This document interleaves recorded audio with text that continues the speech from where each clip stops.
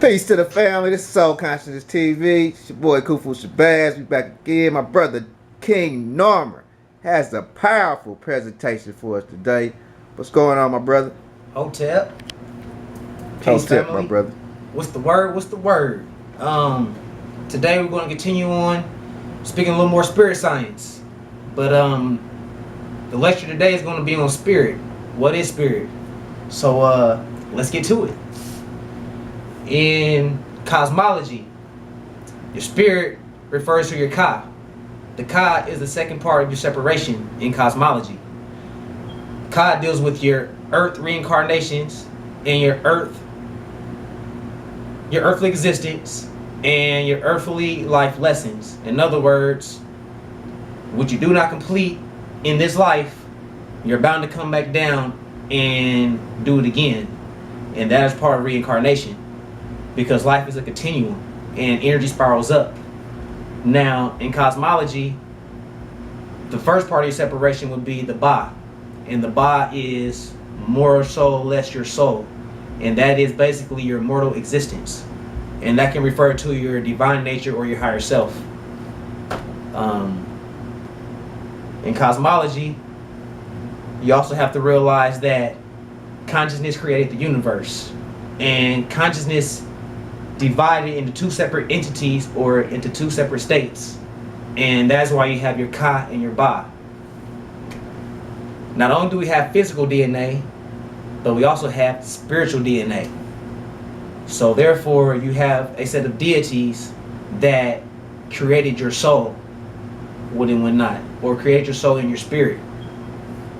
And we are all spiritual beings having a human encounter, and not the other way around, because a lot of us believe that we are human beings having a spiritual encounter. But in fact, we are spiritual beings having a human encounter, and one of many. That is why you must reincarnate to come back down as a continuum to complete what you didn't complete in your last life.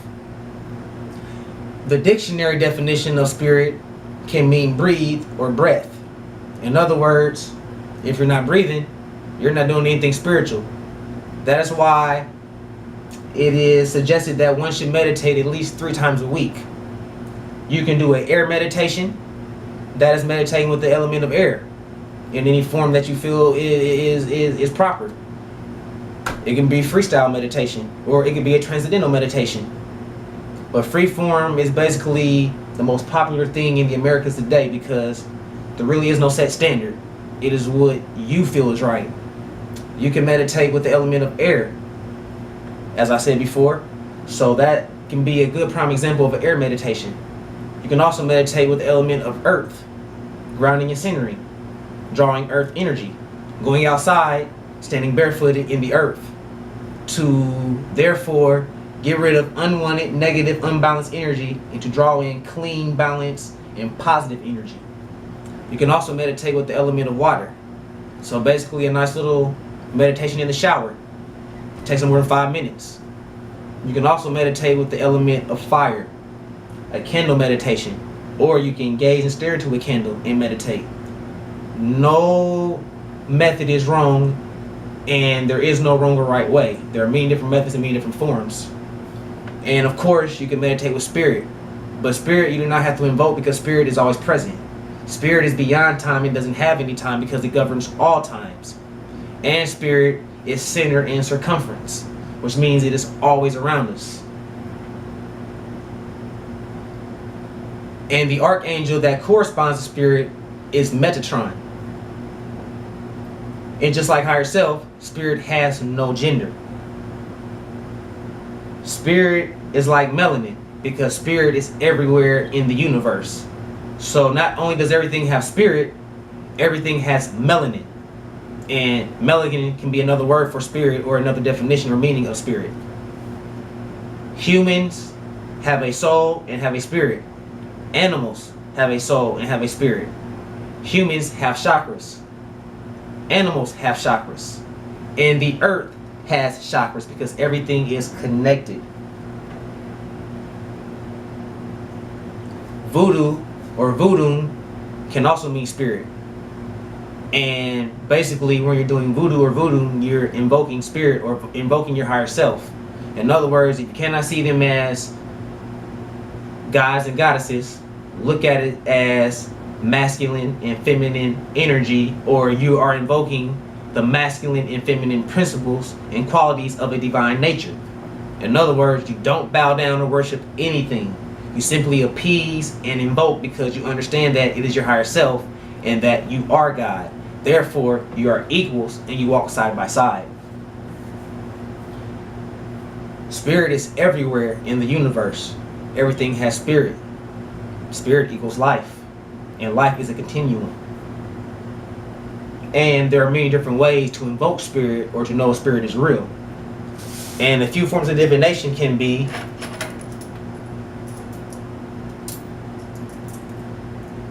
dowsing rods or divination rods. It is simple to work with divination rods. Back in the day, dowsing rods were used for finding coppers, metals, ores, water, etc. You can also use dowsing rods or divination rods to talk to the dead, to the ancestors, or to spirits.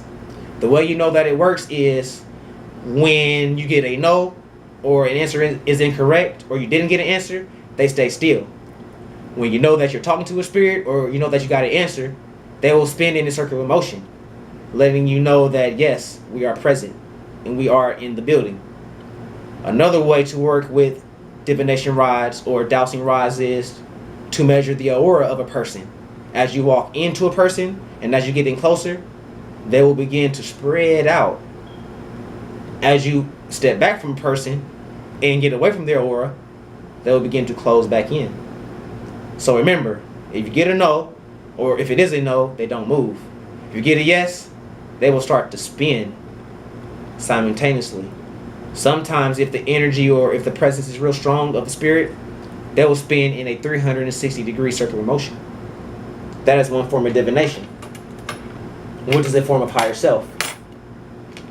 Another form of divination can be the pendulum.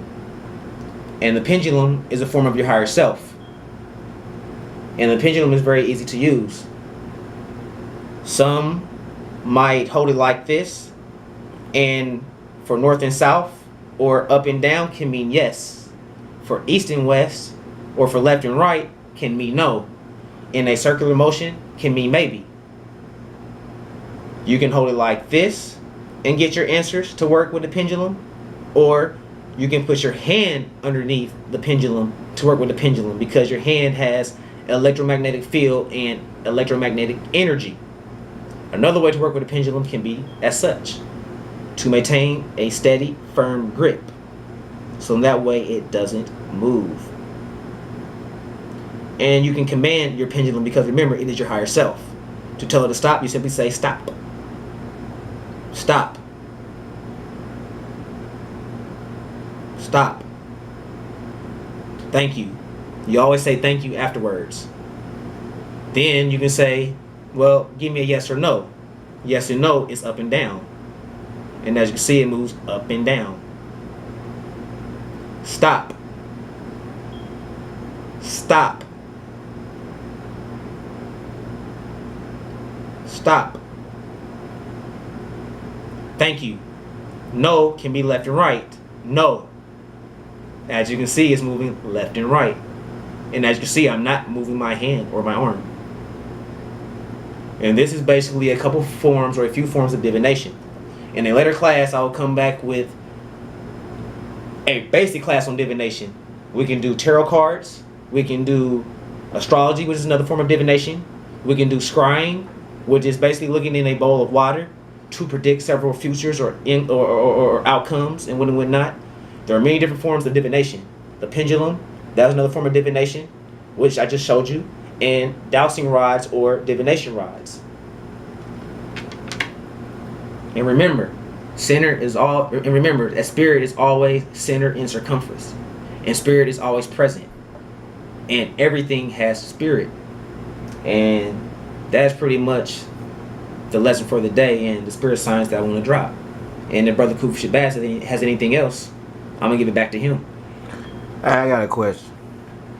Can a person grow their aura? Like, if the spirit is like my aura is an extension of my, if the aura is the extension of my spirit, can I grow my aura? Like when I walk in the room, I just want everybody to turn the fuck around and shit. Most definitely. You can make your aura as wide or as near as possible. A simple form of making your aura wider is by simply pushing out. When you push out, you will feel a resistance and you will feel your electromagnetic field or your aura. If you want to bring it in, you do the Superman stance, and that brings your aura in tight. And you can feel your aura come in. Another way is you can do like this.